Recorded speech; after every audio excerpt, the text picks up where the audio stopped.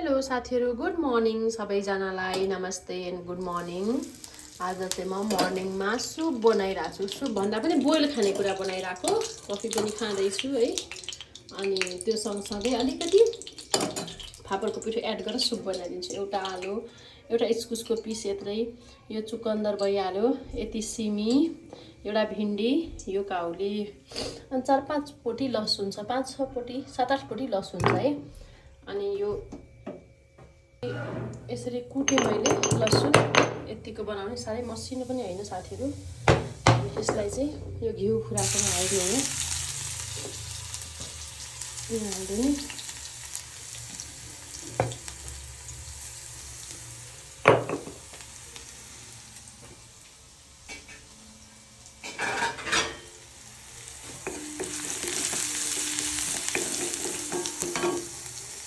त्यहाँमाथि आलु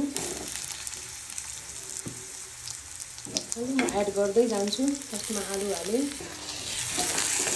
पछि आलु हालेँ मैले, अनि सिमी पनि, यो सिमी हो,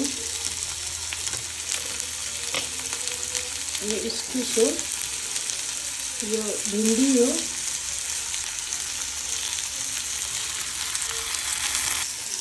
त्यसपछि यो काउली फ्लावर पनि हालेँ, चुकन्दर पनि हालेँ। हेर्नुहोस् है। अब चिज पनिर आफ्नो स्वाद अनुसार जे पनि मिठाई हुन्छ। मर्निङको सुप हो, म चाहिँ त्यही भएर अलिक बिहान चाहिँ अलिक धेरै डाइटवाला चाहिँ मिसाउँदिनँ।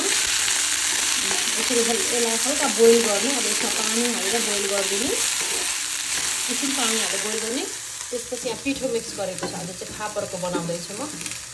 आज चाहिँ फापरको, आज सोमबार पनि हो, अनि प्लस अब एक दिन फापर, एक दिन कोदो, एक दिन मकै गर्छु म चाहिँ बाबुको स्कुल हुँदा चाहिँ। आज चाहिँ फापरको बनाइरहेको छु। यसलाई यस्तो गर्ने, अनि यसमा पानी हाल्ने। अनि यो बोइल हो खानेकुरा, मैले यसलाई बोइल गरिदिन लाएको हो। अनि हल्का यस्तो गऱ्यो भने टेस्ट चेन्ज हुन्छ क्या। अनि त्यसमाथि अहिले अलिकति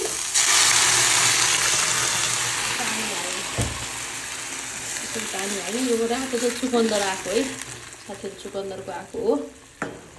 कालो कराईमै बनाउँछ है, फेरि नघिनाउनु ल हजुरहरू चाहिँ, कालो कराई भनेर नघिनाउनु ल। अब घिउ थपिदिन्छु माथिबाट अलिकति। हेर्नुहोस् है, यसरी बिहान बिहानको खाना हो नि त। अनि घिउ हालिदिन्छु, एकछिन पाक्छ।